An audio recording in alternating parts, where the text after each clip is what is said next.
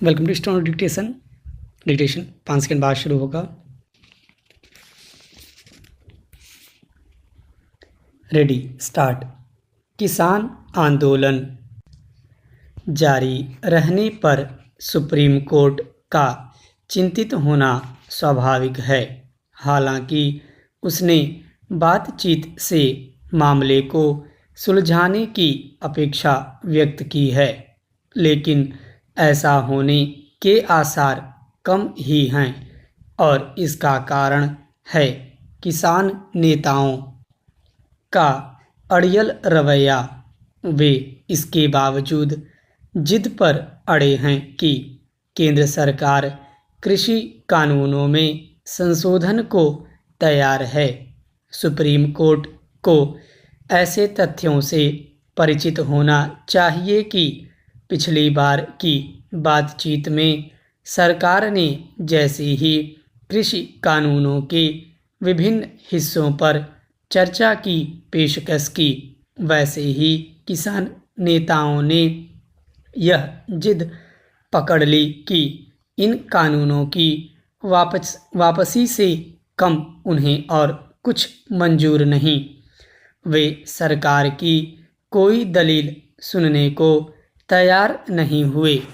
क्या यह अजीब नहीं है कि सरकार तो कृषि कानूनों की कथित खामियों पर विचार करने को तैयार है, लेकिन किसान संगठन ही इससे पीछे हट रहे हैं। इसका सीधा मतलब है कि उनका इरादा किसानों की समस्याओं का समाधान करना नहीं, बल्कि सरकार को नीचा दिखाना है। पंजाब, हरियाणा, राजस्थान और पश्चिमी उत्तर प्रदेश के किसानों को दिल्ली लाकर बैठाने वाले किसान नेता सरकार से बातचीत के दौरान केवल अड़ियल रवैया का ही परिचय नहीं दे रहे, बल्कि वे धमकी भरी भाषा का भी इस्तेमाल कर रहे हैं। पहले उन्होंने सरकार पर दबाव बनाने के लिए गणतंत्र दिवस पर दिल्ली में ट्रैक्टर परेड निकालने की धमकी दी, फिर उसकी रिहर्सल के नाम पर लोगों को तंग करने का फैसला किया। यह एक किस्म की ब्लैकमेलिंग ही है। करीब 40 दिनों से किसानों के दिल्ली के प्रमुख रास्तों पर बैठे होने के कारण लाखों लोग परेशान हैं, लेकिन किसान नेताओं की सेहत पर कोई फर्क नहीं पड़ रहा है।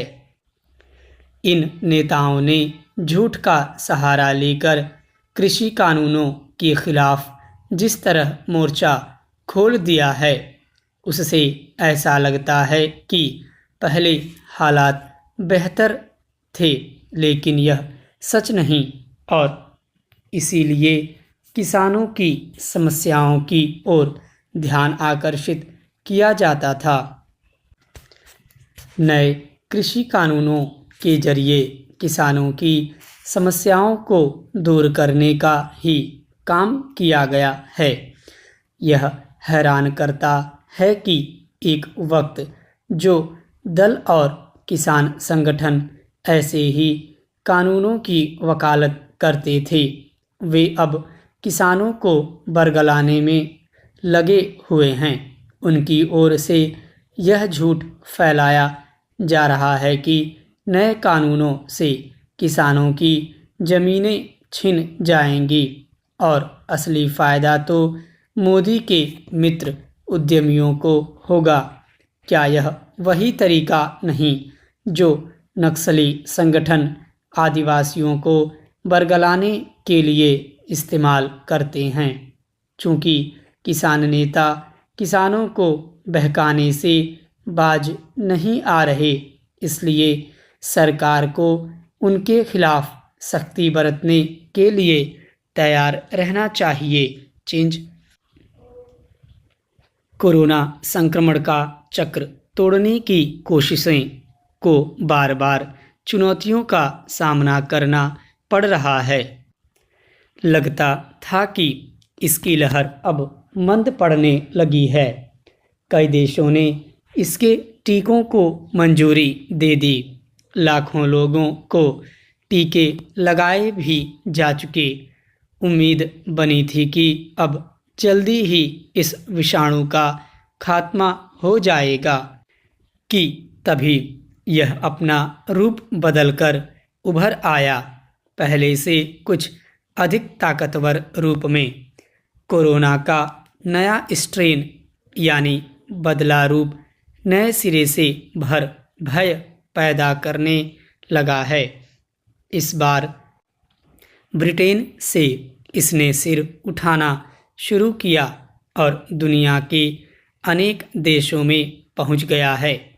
भारत में भी इससे संक्रमितों की संख्या हर दिन कुछ बढ़ी दर्ज हो रही है। अब तक ब्रिटेन से भारत आए 71 लोगों में इस विषाणु की शिनाख्त हो चुकी है। पिछले कुछ महीनों में वहां से हजारों लोग यहां पहुंचे हैं। उन सब की पहचान और जांच अभी तक नहीं हो पाई है।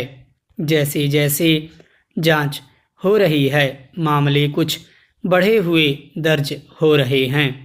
चिंता की बात है कि ब्रिटेन, अमेरिका, जर्मनी जैसे देशों में जहां इसका टीकाकरण शुरू हो चुका है, कोरोना संक्रमितों की संख्या फिर बहुत तेजी से बढ़ रही है। ब्रिटेन में अब तक का सारा रिकॉर्ड टूट चुका है। एक दिन में 60,000 से ऊपर लोग संक्रमित पाए गए हैं। इन देशों में नए सिरे से बंदी का फैसला किया गया है। गनीमत है कि भारत में विषाणु का बदला रूप पहुंच जरूर गया है, पर संक्रमण की दर निरंतर नीचे का रुख बनाए हुए है। इसके 2 टीकों को मंजूरी मिल चुकी है और उन्हें लगाने का इंतजाम भी किया जा चुका है। स्वाभाविक ही इससे लोगों में भरोसा पैदा हुआ है कि इस समस्या से पार पाना जल्दी ही संभव हो सकेगा। तुलनात्मक रूप से देखें तो आबादी के हिसाब से भारत में संक्रमण और उससे होने वाली मौतें भारत में दूसरे देशों की अपेक्षा काफ़ी कम हुई हैं। इसके पीछे एक वजह यहाँ के लोगों में प्रतिरोधक क्षमता को भी माना जा रहा है, मगर इसे लेकर अभी निश्चिंत होने का वक्त नहीं आया है। सावधानी की दरकार बनी हुई है। विषाणुओं की प्रकृति होती है कि वे वातावरण और स्थितियों के अनुसार अपनी प्रकृति में बदलाव कर लेते हैं। कोरोना का बदला स्वरूप भी उसी का नतीजा है। फिर यह भी तथ्य है कि जब कोई विषाणु अपना स्वरूप बदलता है तो पहले से ताकतवर रूप में उपस्थित होता है। यही कोरोना विषाणु के साथ हुआ है। इस विषाणु के नए रूप को लेकर पहले तो चिकित्सा विज्ञानी आश्वस्त करते रहे कि इसके लक्षण भी चूंकि कोरोना के ही हैं, इसलिए इससे पार पाना मुश्किल नहीं है, मगर इसके संक्रमण की रफ्तार 70% अधिक होने की वजह से यह कुछ अधिक तेजी से हमला कर रहा है। यहाँ तक कि बच्चे भी इसकी परिधि में महफूज नहीं माने जा रहे। अभी तक चिकित्सा विज्ञानी एकमत नहीं हो पाए हैं कि कोरोना के मौजूदा टीकों का इस नए विषाणु पर कितना कारगर असर हो पाएगा। इसलिए सावधानी और कोरोना नियमों की कड़ाई से पालन ही फिलहाल एकमात्र कारगर उपाय है।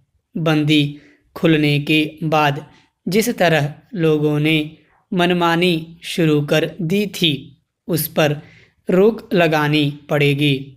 साफ सफाई, उचित दूरी बनाए रखने और बाहर निकलते समय नाक मुंह ढकने की अपेक्षा अभी खत्म नहीं हुई है।